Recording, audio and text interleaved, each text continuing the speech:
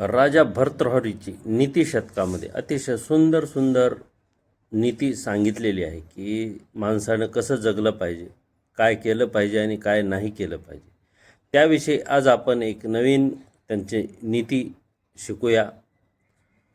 ते सांगतात की जो दुष्ट माणूस असतो आणि त्या दुष्ट माणसाला सुंदर सुंदर सुभाषिताद्वारे, सुंदर सुंदर सुविचाराद्वारे त्यांना सन्मार्गावर घेऊन जाणंचा जो प्रयत्न करतो, त्या ठिकाणी त्यांना घेऊन जायचं, सुंदर सुंदर विचार देऊन, सुभाषित सांगून, कथा सांगून.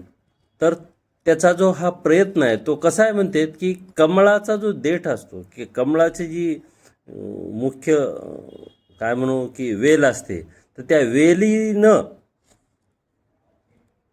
मतवाले हाती को बांधणे जैसा होता है.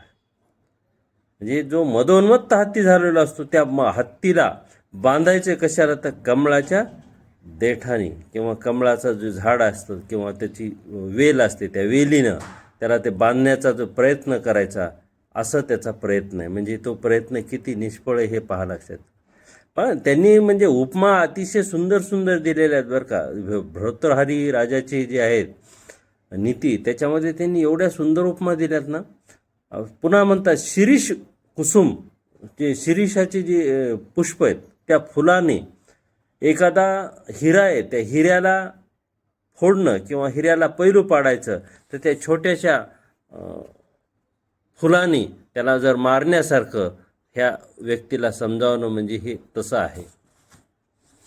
किंवा मधुबिंदुराम, म्हणजे छोटासा मध आहे, त्या मधाचा एक थेंब आहे, त्या मधाच्या एका थेंबानं अख्खा सागर आहे, त्याला सागराला गोड करण्याचा प्रयत्न म्हणजे ह्या दुष्ट व्यक्तींना सुधारण्याचा किंवा दुष्ट व्यक्तीला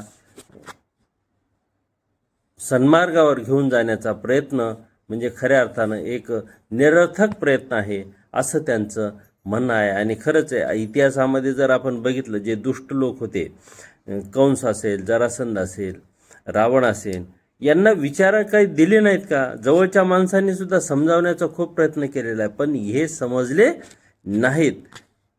आणि असंच असतं आजच्या घडीला सुद्धा, आजच्या जीवनामध्ये सुद्धा असंच होऊ शकतं.